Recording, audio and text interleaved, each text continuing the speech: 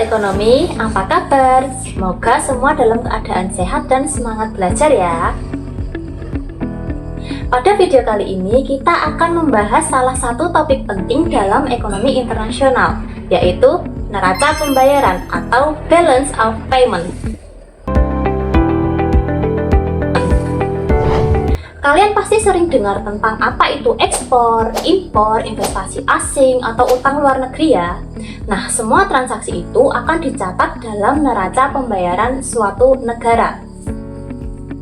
Jadi, melalui video ini kita akan belajar tentang apa itu neraca pembayaran, jenis transaksi apa yang dicatat, fungsi neraca pembayaran, dan komponen dari neraca pembayaran beserta pencatatannya. Yuk siapkan buku catatannya, mari kita belajar bersama.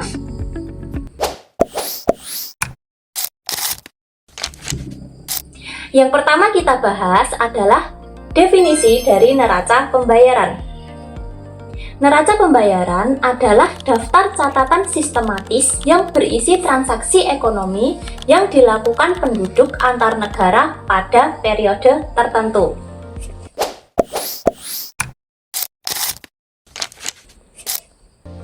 Nah, jenis-jenis transaksi yang dicatat di neraca pembayaran itu meliputi yang pertama ada perdagangan. Nah, perdagangan yang dilakukan antar negara yaitu ada kegiatan ekspor dan kegiatan impor. Jenis transaksi yang kedua ada jasa. Di sini kita yang memberikan jasa ke luar negeri. Salah satu contohnya adalah penyewaan kapal. Jadi kalau kita mau ekspor barang ke luar negeri, itu kan kita membutuhkan kapal ya untuk mengangkut. Nah, itu ada armada yang menyewakan kapal atau perusahaan yang menyewakan kapal angkut ini. Nah, itu salah satu pelayanan jasa yang nantinya akan dicatat di balance of payment atau neraca pembayaran ini. Jenis transaksi yang ketiga adalah penerimaan jasa dari luar negeri. Nah, ini kebalikannya yang tadi. Nah, yang tadi kan ketika kita mengekspor. Nah, kali ini kita yang mengimpor barang, kita yang menyewa kapal. Nah, ini juga dicatat di neraca pembayaran. Jenis transaksi yang keempat adalah pinjaman. Pinjaman ini kan masuk ke transaksi juga ya antar negara. Pinjaman itu bisa dari dalam negeri maupun luar negeri. Nah, yang termasuk dalam balance of payment ini adalah pinjaman dari luar negeri. Bisa antar negara, bisa lewat lembaga internasional seperti IMF atau World Bank atau Bank Dunia. Lalu jenis transaksi yang kelima ada investasi. Jadi kalau ada orang luar negeri nih ya, misalnya Amerika mau investasi ke Indonesia, bentuknya apa? Misal mau mendirikan pabrik atau cabang, misal Coca-Cola. Nah, ini tuh masuk juga ke balance of payment. Nah, investasi ini nggak selalu dalam bentuk fisik, tidak selalu dalam bentuk pendirian pabrik. Bisa juga dalam bentuk portofolio, yaitu cuma ngasih penanaman modal aja. Nah, itu juga masuk ke pencatatan balance of payment atau neraca pembayaran. Jenis transaksi yang terakhir ada transaksi yang berhubungan dengan perekonomian. Seperti misalnya kita mau membayar cicilan bunga karena pinjaman atau membayar cicilan pinjaman pokok ke luar negeri. Atau bahkan sebaliknya, ada orang luar negeri yang membayarkan bunga ke kita, ke Indonesia. Nah, itu juga masuk ke perhitungan balance of payment.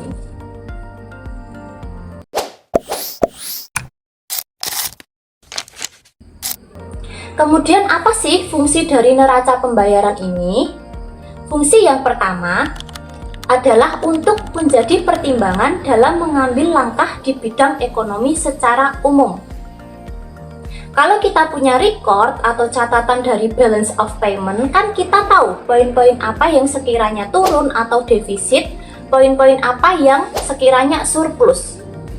Nah, kalau misalnya ekspor ini terlalu rendah, impornya terlalu tinggi, berarti kan defisit ya.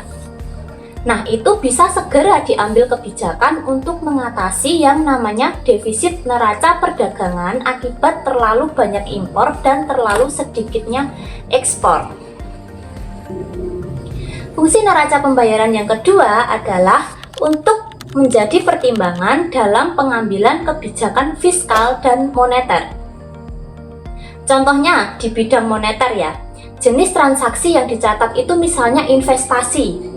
Jadi kita tahu setiap tahun atau setiap periode ini investasi kita naik atau turun. Jadi modal yang sedang masuk ke Indonesia ini sedang turun atau naik. Nah, ketika investasi yang masuk itu terlalu rendah, berarti kan harus ada upaya untuk meningkatkan investasi yang masuk ke Indonesia dari luar negeri ini. Oke, poin 1 sudah, peningkatan investasi. Gimana caranya? Baru masuk ke poin 2, yaitu menggunakan kebijakan moneter. Contohnya dengan peningkatan suku bunga. Jadi orang yang punya investasi di luar negeri ini akan dipindahkan ke Indonesia karena tertarik oleh suku bunga yang tinggi di Indonesia ini. Kemudian fungsi yang ketiga adalah untuk menjadi pertimbangan mengambil kebijakan dalam bidang politik perdagangan. Nah, ini berkaitan dengan ekspor impor ya sebenarnya. Jadi kalau misalkan kita terlalu banyak impor, ekspornya sedikit, bagaimana caranya supaya kita itu tidak defisit? Oh, harus ada peningkatan ekspor, impornya harus diturunin. Bagaimana caranya?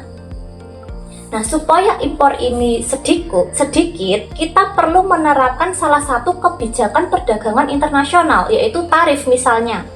Jadi, misalnya ada orang yang impor kedelai atau jagung, itu akan dikenakan tarif per tonnya atau per kilonya. Jadi, kalau ada tarif kan otomatis biaya impor itu lebih tinggi.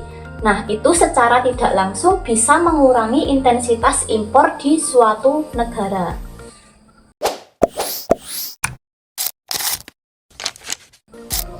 Kemudian, komponen apa saja sih yang dicatat di neraca pembayaran? Ada 3 komponen yang ada di neraca pembayaran ini. Yang pertama, neraca transaksi berjalan atau current account. Nah, di sini itu meliputi neraca perdagangan dan neraca jasa. Neraca perdagangan atau balance of trade ini tersusun dari kegiatan ekspor dan impor. Nah, kalau neraca jasa ini juga sama, terbentuk dari ekspor impor tapi dalam bentuk jasa. Contohnya, jasa upah tenaga kerja Indonesia dan bunga pinjaman seperti itu. Yang kedua, ada neraca modal atau capital account. Ini adalah neraca atau catatan yang berisi transaksi aliran modal masuk dan modal keluar dari suatu negara. Contohnya investasi, pinjaman, deposito, dan surat berharga. Yang ketiga, ada neraca lalu lintas moneter atau monetary account. Ini berisi catatan perubahan transaksi moneter dan mencatat perubahan cadangan devisa suatu negara. Jadi cadangan devisa itu kan cadangan dalam bentuk mata uang asing. Nah, monetary account ini mencatat kira-kira ada perubahan devisa atau tidak.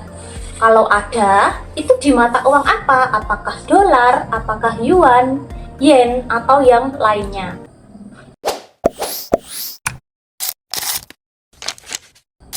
Nah, berikut ini ada format dari pencatatan neraca pembayaran.